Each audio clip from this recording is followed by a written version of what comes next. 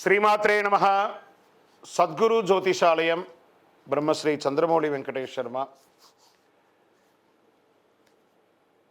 ఈరోజు మనం చెప్పుకోబోయే ఒక ముఖ్యమైనటువంటి విషయం ఏమంటే, చాలామందికి ఒక భయం, శని భగవానుడు అంటే ఒక భయం. శని వక్రగతి అనేది అవుతుంది. ఇది వచ్చి రెగ్యులర్ ప్రాసెస్ అండి. మనం ఇదివరకు కూడా ఈ పంచగ్రహ కుటుంబం గురించి చెప్పాము. అలా అయిపోతుంది, ఇలా అయిపోతుంది అంటే దానికి మనం ఒక వీడియో ఇచ్చాం. చాలామంది పాజిటివ్గా దానికి రెస్పాండ్ అయ్యారు. ఇవన్నీ కూడా రొటీన్ లైఫ్లో జరుగుతున్నట్టు చూడండి. మేము జూన్ నెల ఇచ్చాం, మే నెల ఇచ్చాం, ఏప్రిల్ నెల ఇచ్చాం, మార్చి నెల ఇచ్చాం, ఇప్పుడు జూలై నెల కూడా ఇవ్వబోతున్నాం.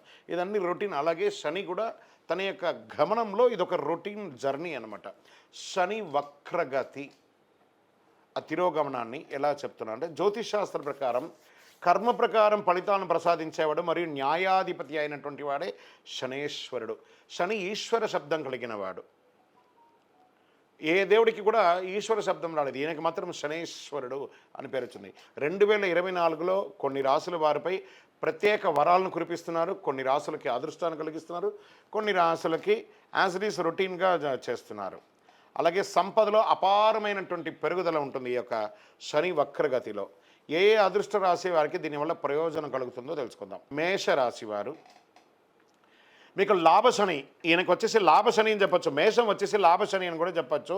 2024 సంవత్సరంలో మీకు చాలా అనుకూలంగా ఉంటుంది ఈ యొక్క శని వక్రగతి అని చెప్పచ్చు. శని మీ రాశిలో సంపద నుంచే ఇంటిని సంచారిస్తున్నాడు. ఆయన సంపద ఇవ్వడానికి కూర్చున్నారు. సిద్ధంగా ఉండి, ఆర్థికంగా కొరతే ఉండదు మీకు. మీరు పట్టిందల్లా బంగారం. మేషరాశి వారు పట్టిందల్లా బంగారం శని వక్రగతి వల్ల. ఉద్యోగం మారుతారు, ఇల్లు మారుతారు, కొత్త కారు లేదా కొత్త ప్రాపర్టీ కొంటారు. ఈ సమయంలో మీ ఆదాయం విపరీతంగా పెరిగే అవకాశాలు ఉన్నాయి. ఏమండి, మరి అన్ని మేషరాశులకు ఇలాగే జరుగుతాయా అంటే, వారు చేసుకున్నటువంటి ప్రయత్నం ఇదండి. శని భగవానుడు ఎలా ఇస్తాడంటే, మీరు ఏ పని చేయకపోయినా పచ్చడన్నం తింటున్నారనుకోండి, పప్పన్నం కలిపి ఇస్తాడండి. మీరు కష్టపడ్డారనుకుంటే పంచభక్ష ప్రమాణం వస్తుంది. అంతే.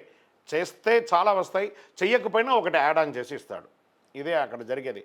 మరియు వృత్తిలో విజయం సాధించడానికి చాలా గొప్ప ఆశీర్వాదాన్ని ఇస్తాడు. ప్రమోషన్ పొందుతారు, వివాహం కాని వాళ్ళకి వివాహం, పెట్టుబడులు వస్తుంది, మల్టిపుల్గా ప్రయోజనం అవుతారు, కొత్త ఉద్యోగాలు వచ్చే అవకాశాలు ఉన్నాయి, నిరుద్యోగులకు కూడా మంచి మంచి అవకాశాలు, వివాహం కాని వారికి వివాహం అవుతుంది. ఇది మేషరాశికి శని సంచారం దీంట్లో ఉన్నటువంటి వక్రగతి ద్వారా పొందే లాభం. శని వక్రగతిని భయపడాల్సిన అవసరం లేదు. ఇందులో యూనివర్సల్గా ఒక పరిహారం ఉంది. ఏం చేస్తారంటే, నవగ్రహాలలో ఉన్నటువంటి శని భగవానుడు పశ్చిమ భాగంలో ఉంటారు. ఆ పశ్చిమ భాగంలో ఉన్నటువంటి ఆ నవగ్రహాలకి ఒక చిన్న బెల్లం ముక్క నైవేద్యంగా పెట్టండి. నువ్వులతో దీపం కరెక్ట్గా తీసుకుపోయి శని భగవాను పాదాల దగ్గర వెలిగించకండి. కొంచెం కింద దూరంగా పెట్టి నువ్వుల నూనెతో, ఆ నువ్వుల ఉంటుంది, ఒక చిన్న బ్లాక్ క్లాత్ తీసుకోండి, అందులో నువ్వులు వేయండి, దాన్ని ఉండగా కట్టండి, దాన్ని ఆ ప్రమిదలో పెట్టి నువ్వుల నూనెతో దీపం వెలిగించండి. దాంతో మీ వయసు ఎంత ఉందో అన్ని ఒత్తులు వేయండి. అన్ని ఒత్తులు వేసి మీ యొక్క దీపం వెలిగించండి. ఆ స్వామివారిని ఎలా ప్రార్థన, నీలాంజన సమాభాసం రవిపుత్రం యమాగ్రజం ఛాయా మార్తాండ సంభూతం తన్నమామి శనైశ్వరం కాకధ్వజాయ విద్మహే ఖడ్గహస్తాయ ధీమహి తన్నో మంద ప్రచోదయాత్. ఆయన దగ్గర ఏమేమి అడగచ్చు, ఆయన ఏమేమి మనకిస్తారు? దేహి మే బుద్ధి వైశిష్ట్యం, దేహి మే నిత్య యవ్వనం, దేహి మే పరమానందం, దేవదేవ జగత్పతే. శని భగవానుడికి అధిపతిగా ఉన్నటువంటి స్వామివారు అఖిలాండ కోటి బ్రహ్మాండ నాయకుడు శ్రీ ధర్మశాస్త్ర అయ్యప్ప స్వామివారు. శని ప్రీతి, ఆయన ప్రార్థన చేస్తే శని ప్రీతి వస్తుందట.